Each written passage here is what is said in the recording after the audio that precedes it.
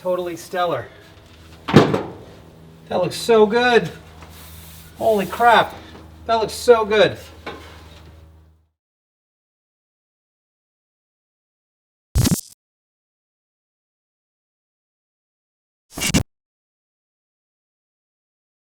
Welcome back to Rennch. On today's show, we got cutting and welding and grinding and welding and cutting and grinding. We are going to rebuild the gutted interior of my 1969 Porsche 911S former race car.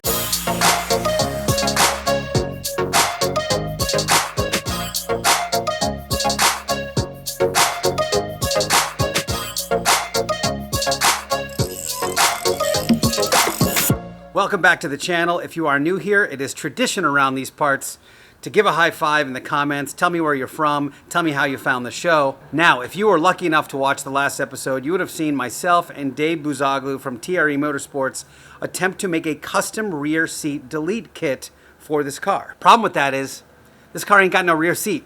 It's got nothing. It has a gigantic hole where once there were rear seats. So I have to make all of that stuff. Now, to combine the rear seat area, I also need a spot for my battery and for all of my ECU components. And in addition to all that, it's got to have a transmission tunnel. So with the benefit of CAD, otherwise known as cardboard aided design, I'm going to build out sheet metal panels. I got a whole bunch of sheet metal back there and weld them into the back of this car. So by the end of this episode, I will have an actual rear seat area in this car, which is super exciting. But first, let's jump into what we're gonna do and what the plan is. I got a couple of Sharpies, I got scissors, I have some heavyweight white poster board that I got from Wally World. I have a contour gauge, I've got the blue tape, I've got a grinder, I got a measuring tape, I've got a scale, otherwise known as a ruler, and let me show you what I'm gonna do. I've got this nicely painted section that you saw in the last video. The plan is probably 3 pieces. I'm going to take one piece here, then another piece that comes over and down, and then a third piece that's going to be the platforms. Then I'm going to actually have to cut the middle so I can form the hump for the transmission. I have no idea how I'm going to do that in metal yet, but we will soon find out. Okay, step 1 is going to be use my favorite new tool, which is this awesome air saw. And I have to trim off just a teeny little bit of this back panel so that I can make one good square cut. Because remember, I'm actually going to go straight down with this and then under, because I don't know if you guys can see this, but this hole is where all my wiring comes out.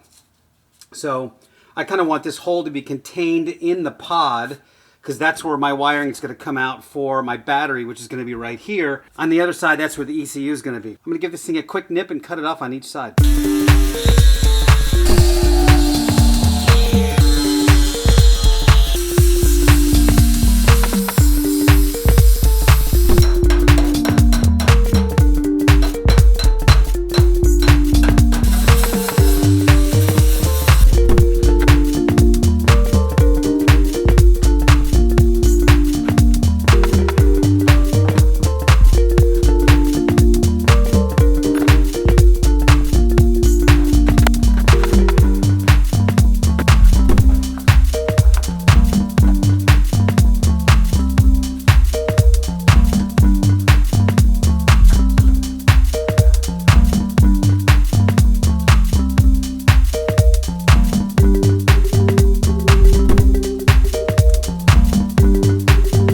This is where we are after doing some computer-aided design for the back, and I've actually decided that I'm going to fabricate this first panel, this top part, and weld it in right now before I do anything else.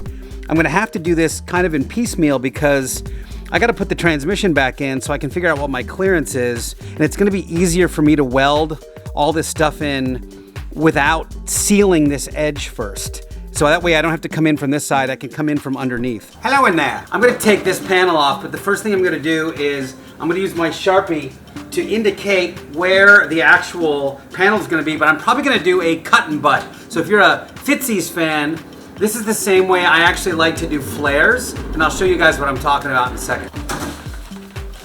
So I'm using 18 gauge steel for this. It's pretty thick, a lot easier to weld, a little more structural. So shouldn't run into burning through too much, which is good. And I'm cutting it oversized on purpose, and I will show you why momentarily.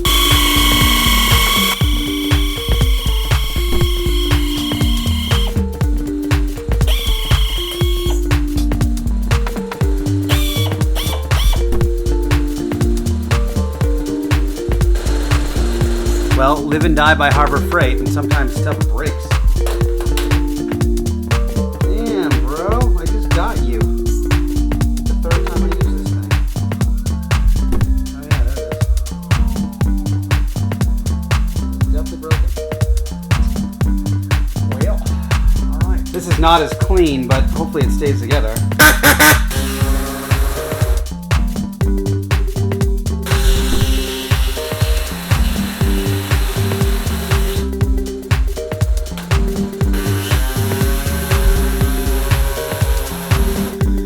3 times the charm. I'm going to go with the old standby.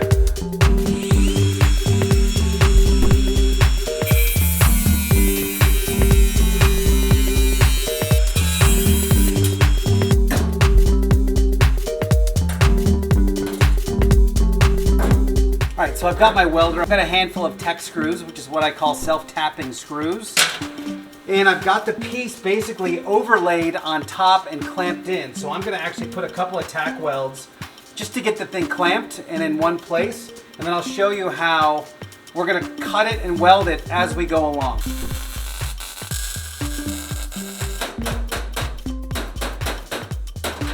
Man, this is super hard to shoot in here. It's very tight quarters. I'm not sure if you can see this okay, but I've got the panel right here. This is how I learned to do flares as well. So you lay the panel you want to merge into a butt weld over the top, okay? You then use typically an air saw or a really thin saw to cut through both panels. So you want to cut the one on top and the one on the bottom at the same time. What happens is, as you're doing that, you tack weld because you get a perfect seam. You get a perfect butt weld as you go up. And then what happens is the inner panel ultimately just falls away because you've cut out the entire inside. So I've got this little sliver of the outer piece that I'm just cutting off, and I'll be able to grind these welds really easily. But as you see, if you get close, now I have a perfect butt weld right here. Like, these two pieces are now like a 1/16 of an inch away. So all I have to do is match them up, make sure they're level, and give them a tack. And I just continue to work my way up as I go, and then I have a perfect butt weld of the two pieces.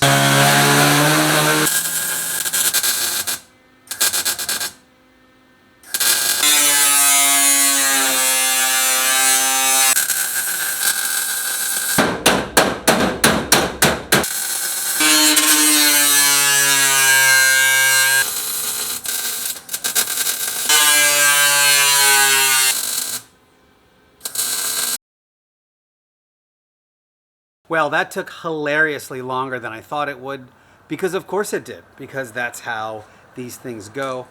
I'm shocked by how paper thin the stock sheet metal is. I was blowing holes like it was made of tissue, and no matter how far I turned my welder down, it didn't seem to matter. So I have a ton of holes to fill.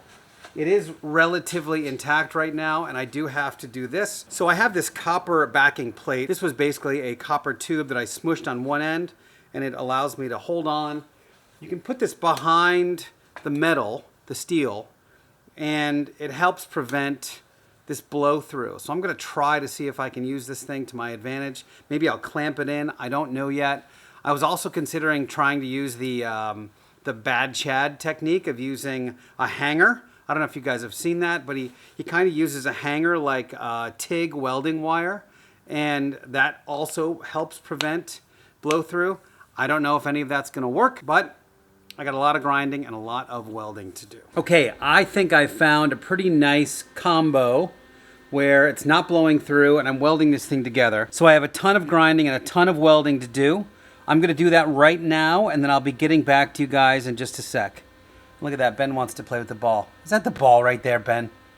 Well, that was hilarious and painstaking. I think I started at about 1:15. It's now 8 p.m. and I got my one piece in. That thing fought me every single step of the way. I had to weld and regrind 4 times before I finally got rid of the holes. So, needless to say, I didn't get as far as I wanted to today. And that's the thing, you guys sometimes write me on YouTube and be like, hey, why don't you put out episodes more often? Well, because sometimes an hour takes 6.5, and that's why. But I will continue to work tomorrow, hopefully get a little bit further, at the very least, get everything tacked together so you guys can see it. So I'll be back right after these words from your local sponsor. Okay, it's a couple days later, and I have decided, because I'm glutton for punishment, to tackle the most complicated part of this install, which is going to be the lower section of the seat panel, which has to go over all the roll cages. So I have replaced my crappy central pneumatic air shears with these new fancy Chief air shears. Chief being the upgraded version of Harbor Freight, I guess. So hopefully the internals are forged and they will not break quite as easily. Here's what I'm gonna do. So I have found a random piece of metal here. I think it was part of a drying rack from a dry cleaner. And what I'm gonna do is I'm gonna bend the metal around this and create a lip, kind of like the factory lip. So I'm gonna shorten the piece from the factory, but this maintains strength, having a lip like this. And then I'm gonna figure out how to get around all the piping and tubes and things like that in there. So first thing I gotta do is somehow disassemble this and then bend the sheet metal over it.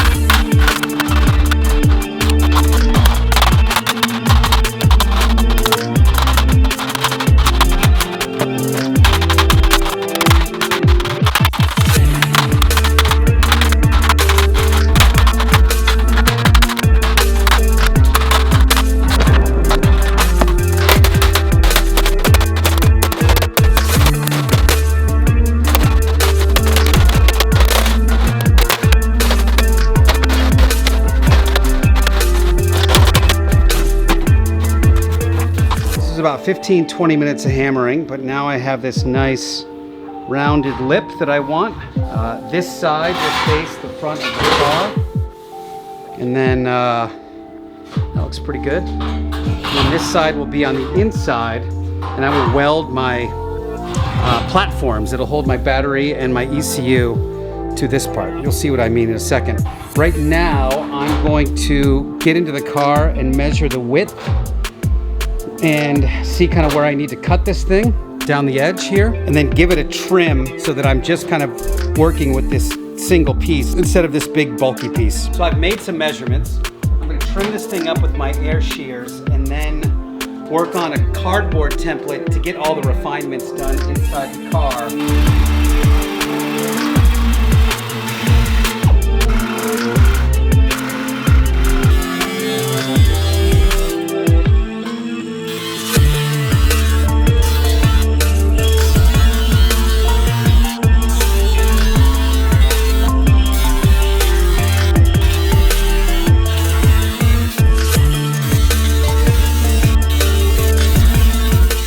Okay, my camera ran out of juice, but I made some progress in the meantime.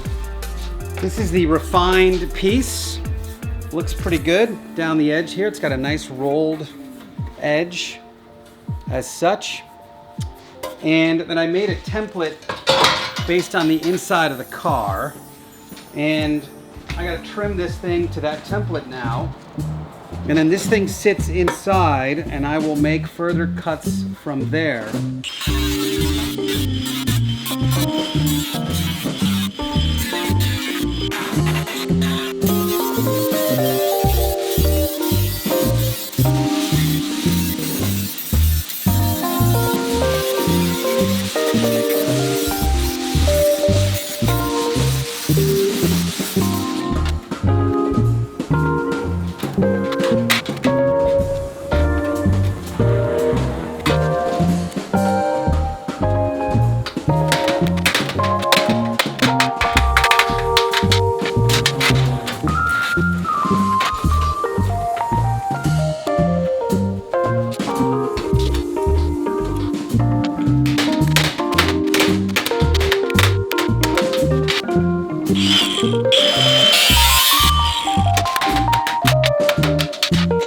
Okay, we are at the moment of truth here.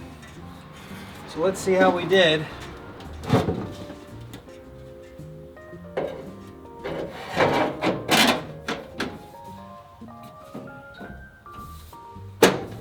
Oh man. Oh, that is awesome. Wow. I don't even think I have to trim anything.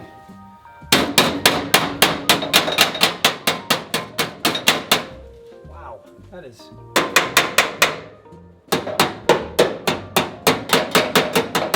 totally stellar. That looks so good. Holy crap. That looks so good. Wow. That looks so good. Fucking A. Okay, here we are, a nice close-up, and I am just thrilled with this fit. It just looks awesome. It looks so good. Look how beautiful that curve is. And I've got a couple of tech screws in it right now. I'm just kind of holding it in. What I'm debating right now is whether or not I want to cut out the existing sheet metal, which is down here. Because right now this thing's basically overlapping on top.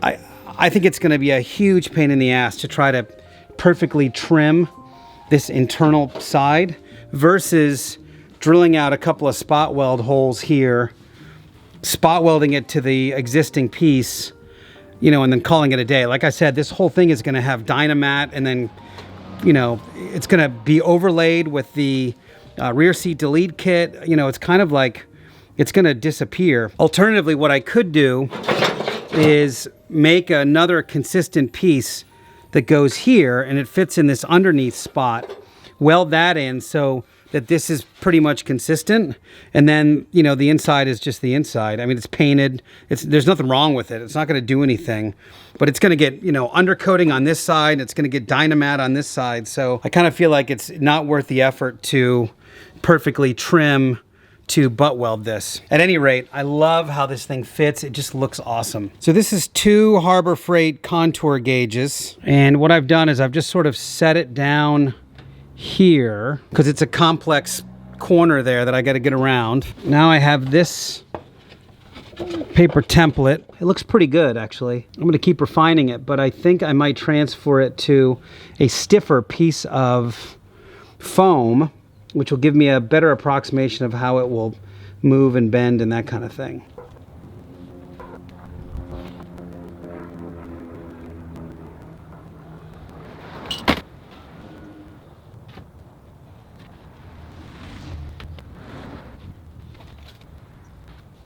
Okay, I'm getting really close here. I needed to add a little bit of material, so I added some blue tape along the edge and then cut it with a razor blade so I had the right contour. And I've added this tape on this side because I'm going to want to put a flange that bends at 90 degrees that I can then butt weld to the back side of the thing I just made. This curved piece wants a little bit of flangitude. So I'm going to cut that upside down now.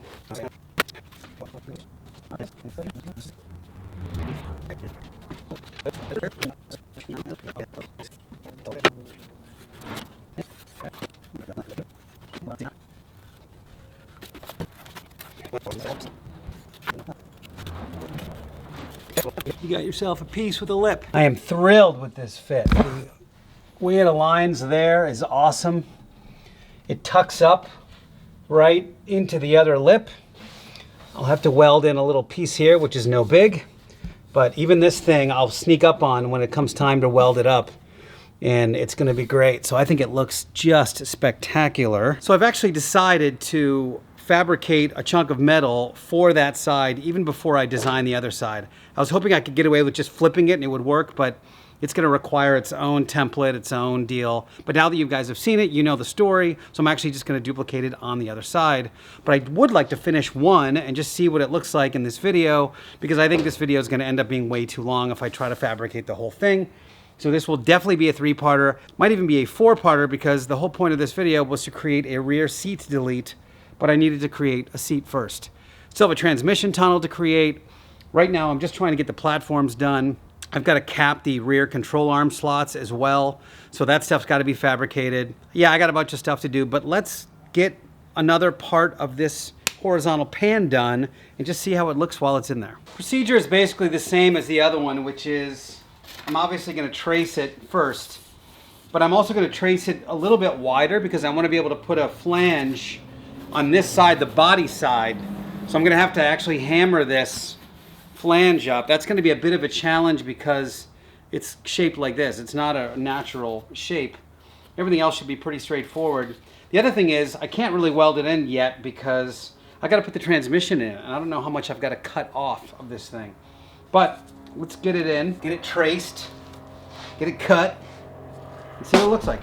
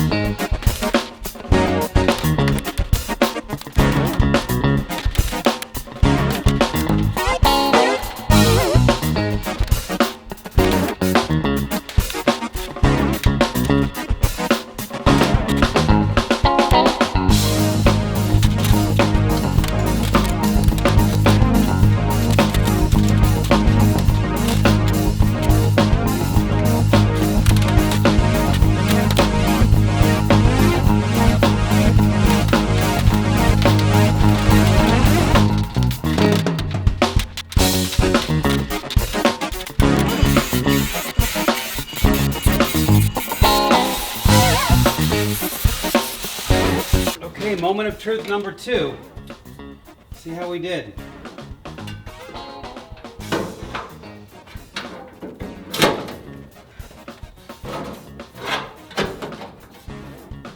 Oh, come on. Come on.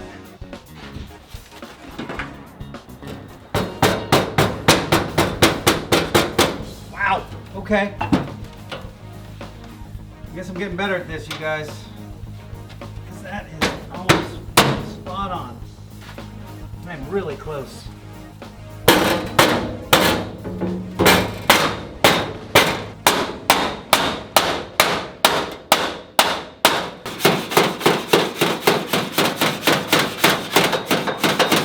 All right, guys, here you are.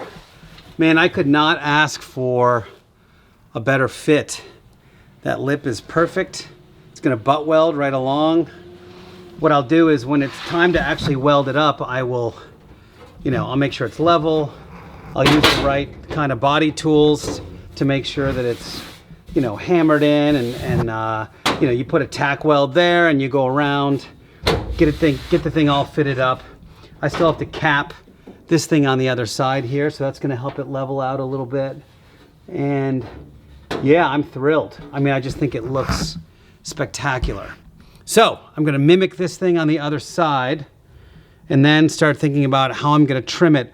Probably what I'll do is get this side in, clamp this all together, and then get the engine and transmission in to see how much clearance I need to cut here. I got to weld a cap on this. So there's a bunch of stuff to do, but ultimately what'll happen after all of that is that I'll do one more piece that'll go here and it'll come down and it'll connect to this. Then it'll have a big hole for the transmission, and I'll make a little transmission tunnel, and we will be all boxed in. Well, that was great. Both of those pieces turned out as well as I could have possibly hoped. And this was really the first time I've ever done anything like this. I've never fabricated big old body panels like this with big cardboard design. So I'm gonna leave it where it is now, and the next video I'll have the other piece ready to go. I'll probably have started the process of fabricating the caps for the control arm mounts, get the other piece done, and start the process of getting the engine back in the car so I can see where the transmission is and start cutting and trimming appropriately. But it's been super fun. This has been a really fun project so far. A lot of work, a lot of fabrication, a lot of back and forth, but to me it's kind of cool to see everything filling in. So, as always, thank you guys for watching. You are the rock stars of the channel. Send me a high five, tell me where you're from, follow the Instagram, all the things. I'll talk to you next time.